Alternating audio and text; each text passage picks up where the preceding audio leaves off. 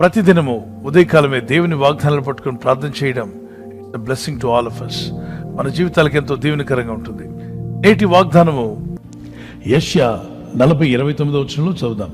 సమస్యలైన వారికి బలమిచ్చేవాడు ఆయనే, శక్తిహీనులకు బలాభివృద్ధి కలుగు చేయవాడు ఆయనే. ఎంతో స్పష్టంగా వాక్యం చెప్తుంది. సమస్యలు ఉన్నట్లయితే బల అభివృద్ధిని అంటే బలమిచ్చేవాడు ఆయనే. శక్తిహీనులకు శక్తి అంతా కృషించిపోయింది, ఇక నాకు శక్తి లేదు, నా వల్ల కాదు అంటున్నావా? అయితే దేవుడు బలాభివృద్ధిని చెయ్యి, నిన్ను లేవనెత్తి శక్తికి మించిన కార్యాలు నీ ద్వారా జరిగిస్తాడు. నమ్మితే గట్టిగా దేవునికి స్తోత్రం చెల్లించండి.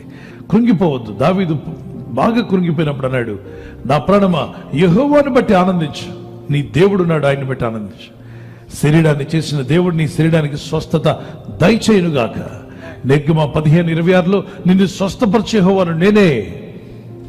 ఇర్మియా గ్రంథం 30:17 నీ గాయము నేను మాన్పేదను స్వస్థపరుస్తాను. ఇర్మియా గ్రంథం 31:6 నేను స్వస్థపరుస్తాను.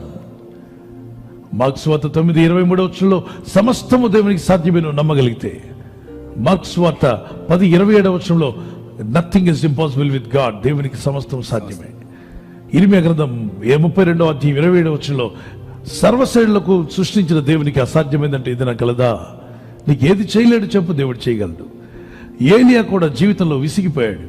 ఒక చెట్టు కింద కూర్చొని ఏడుస్తూ బాధపడుతున్నాడు, నన్ను తీసుకెళ్ళిపో ప్రభా, నన్ను చంపే, నన్ను తీసుకెళ్ళిపో, నేను జీవించింది చాలు, నాకు ఇక మరణం కావాలి. చెట్టు కింద కూర్చొని నన్ను చంపేయమని ప్రార్థిస్తున్నాడు. మనం ఏం చేస్తాం? తాడు కూడా రెడీ చేసుకుంటాం, ఏట్లో దూకడానికి రెడీ అవుతాం. అది తప్పు. ఏలియాకు తెలీదా? దాని ముందు ఈ వాగు పక్కనే కూర్చున్నాడు, పక్కన ఏరుంది, దూకొచ్చు, దూకట్లా. చెట్టు ఉంది, ఊరేసుకోవట్లా. ఎందుకని? అతనికి తెలుసు అలా చంపుకుంటే నరహత్య అవుతుంది. ఇతరులను చంపినా నిన్ను నువ్వు చంపుకున్నా నరహత్యే. కాబట్టి జీవితంలో టైర్డ్ అయ్యానని చనిపోవడానికి పరిగెత్తకండి, ఆత్మహత్య చేసుకోవడానికి పరిగెత్తకండి. అలసిపోయావా, కృంగిపోయావా, ఉరితాడు వెతకు. అలసిపోయి కృంగిపోయావా, హుస్సేన్ సాగర్ని వెతకు. అలసిపోయి కృంగిపోయావా, ఏ సముద్రంలోకో, ఏ నదిలోకో, ఏ గోదావరిలోకో, లేకపోతే ఆ కృష్ణా నది ఒడ్డుకో, బ్యారేజ్ ఎదుకు వెళ్ళకు. చెరువుల వైపు తిరగకు.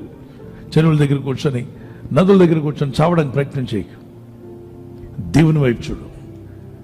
ఏలియా యొద్దకు దేవుడు ఆహారం పంపించాడు. ఎన్ని మార్లు పంపించాడు తెలుసా? దేవుని సిస్టమ్ ఎలా ఉందో చూడండి. మార్నింగ్ అండ్ ఈవినింగ్ కాకోలములు వచ్చి ఆయనకి రొట్టెను మాంసం. ఏలియా గారికి ఏ ఇష్టమైన మాంసం నాకైతే తెలియదు. మరి ఏ కూర తిన్నాడు? చికెన్ ఇచ్చాయో లేకపోతే మటన్ ఇచ్చాయో, అబ్రహాం గారు కూర వచ్చిందో నాకైతే తెలియదు. కానీ అతనికి ఇష్టమైన కూర కాకుల ద్వారా దేవుడు పంపించాడు. ఎందుకంటే మనుషులు ఈయన అడ్రస్ కనుక్కోలేరు, ఎందుకంటే ఈయన అడవిలోకి వెళ్ళి కూర్చున్నాడు. కాబట్టి దేవుడు అన్నాడు, కాకులారా, పక్షులారా, మీరు వెళ్ళి ఏలియా ఎక్కడున్నాడో ఎతకమని. పక్షులకి పైన తిరుగుతాయి కదా గాల్లో, వాటికి కనబడ్డాడు ఏలియా. చూశారు కదా, ఇప్పుడు వెళ్ళండి, పలానా ఇంటికి వెళ్ళండి.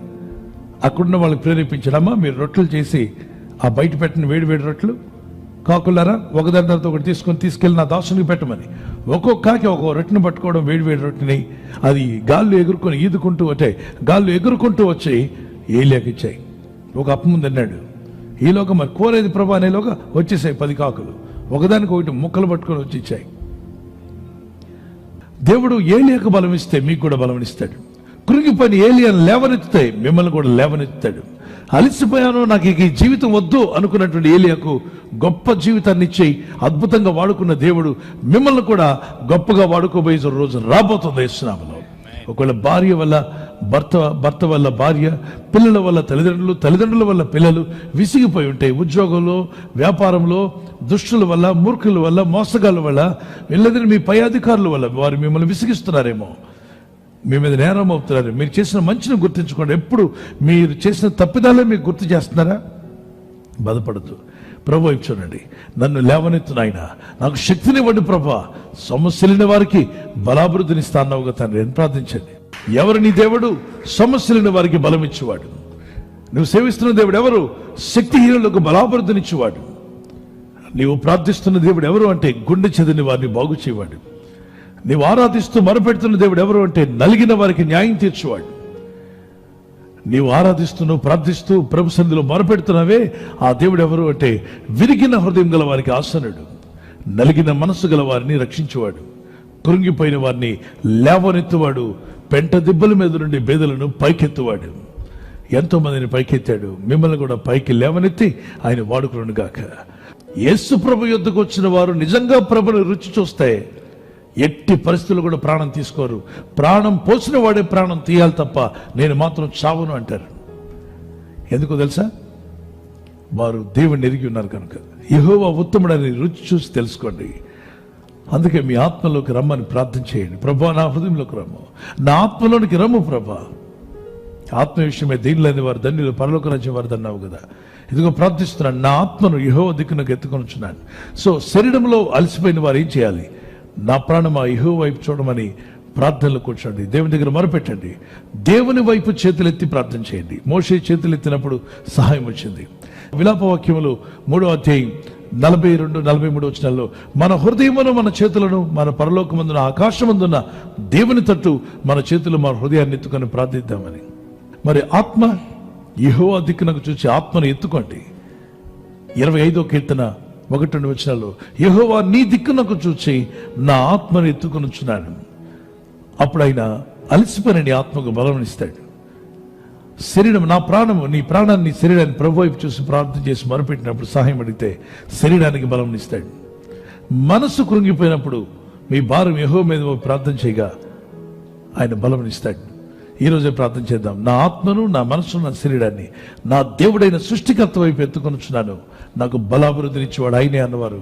Can you lift up one hand? So shall we look unto God and pray. Close our eyes and pray. మన కళ్ళు మూసుకొని మన చేతులు పైకెత్తి. Father, I lift up my spirit to you, God. తండ్రి, నా ఆత్మను నాయన నీ వైపు నేను ఎత్తి చూపుచున్నాను. As you helped Elijah, you will also help me. తండ్రి, ఎలీషాకు నువ్వు ఎలాగైతే సహాయం చేసావో అలాగ నాకు కూడా చేసావు. As you helped Moses, you will also help me. తండ్రి, మోషేకి ఎలాగైతే సహాయం చేసావో నాకు. As you helped the people of God in Old Testament, New Testament, you will also help me and raise me up. ఆ తండ్రి, పాత నిబంధనలో, నూతన నిబంధనలో ఎలాగైతే దైవ ప్రజలను ఆదరించి సహాయం చేసావో నాకు కూడా సహాయం. Teach me how to lift my hands and my heart towards you, God. తండ్రి, నాకు నేర్పించము, నేను ఎలాగ నీ కొరకు జీవించాలో, ఎలాగ నీ కొరకు పని చేయాలని. Lord, teach me how to lift up my mind towards you. తండ్రి, నా మనసును ఎలాగ నీ వైపు దృష్టి ఉంచాలని నాకు నేర్పించము. Lord, teach me how to lift my spirit towards you, God. తండ్రి, నా ఆత్మను ఎలాగ నీ వైపు చూపించాలని, నడిపించాలని నాకు నేర్పం ప్రభా. Lord, you gave me so many opportunity to listen to God's word, to pray, to spend time in prayer.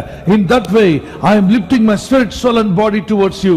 I shall receive power from you, God. తండ్రి, నాకు ఎన్నో అవకాశాలు నా జీవితంలో నన్ను నీ సన్నిధిలో వాక్యం వినుటకు, ప్రార్థన చేయుటకు నా తండ్రి నాకు ఇచ్చావు. నా ఆత్మను, శరీరమును, ప్రాణమును నీ కొరకు ఎత్తి పైకి నీకు సమర్పించాలని. Thank you for every good thing that you have done for me. ఓ తండ్రి, ప్రతి ఈవులు, మంచి ఈవులు నా కొరకు చేసి Thank you for giving me strength. నాకు బలం ఇచ్చినందుకు వందనములు. ఈ ప్రజలు చేస్తున్న ప్రయత్నాలు ఫలింపచేయండి. ఈ రోజు ప్రార్థించి ప్రయత్నించబోతున్న శంకుస్థాపన, గృహప్రవేశమైన, ఒక బిజినెస్ ప్రారంభిస్తున్నా, ఉద్యోగ ప్రారంభానికి వెళ్తున్నా, ఒక మంచి కార్యక్రమాన్ని ప్రారంభిస్తుండగా, నేను వారి బిడ్డల వివాహం కొరకు ప్రయత్నాలు చేస్తుండగా, వారు చేస్తున్న ప్రయత్నాలు ఫలించలాగున మీ దూతలకు ఆజ్ఞాపించండి. మీరు ఆజ్ఞాపిస్తే కార్యాలు జరుగుతానైనా ప్రభు. ఎవరైతే అనారోగ్యం, బలహీనత అనే అంధకారంలో వారి జీవితం ఉన్నదో అటువంటి వ్యాధి రోగాలను వెళ్ళగొట్టి ఈ వెలుగును ఉదయింపచేసి నీ గాయపడిన హస్తంతో వారి క్రిటికల్ సిచ్యువేషన్ నుండి, వ్యాధి రోగముల నుండి, రోగ పడకల నుండి వారిని లేవనెత్తి స్వస్థపరిచి నీ సాక్షిగా వారిని వాడుకోరాయినా. ప్రయాణం చేసి బయటికి వెళ్తున్న వారు మళ్ళీ తిరిగి క్షేమంగా ఇళ్లకు వచ్చేందుకు సాయం దయచేయండి. మా ప్రయాణాల్లో నీ కాపుదలు ఇవ్వండి. ఎటువంటి యాక్సిడెంట్స్ కానీ, ప్రమాదాలు కానీ గురి కాకుండా నీ కాపుదల యేసు నామములో ప్రతి ఒక్కరికి కలుగునుగాక. స్థిరపరిచి బలపరిచి మీరు మహిమ పొందమని యేసుక్రీస్తు వారి పరిశుద్ధ నామములో అడిగి వేడుకుంటున్నాను నా పరలోకపు తండ్రి. ఆమేన్, ఆమేన్. సోలిపోవలదు మనసా, సోలిపోవలదు, సోలిపోవలదు మనసా, సోలిపోవలదు.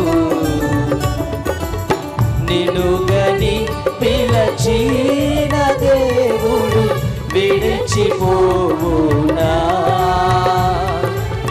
నిలుగని పిలచిన దేవుడు విడిచిపోవునా. సోలిపోవలదు మనసా, సోలిపోవలదు, సోలిపోవలదు మనసా, సోలిపోవలదు.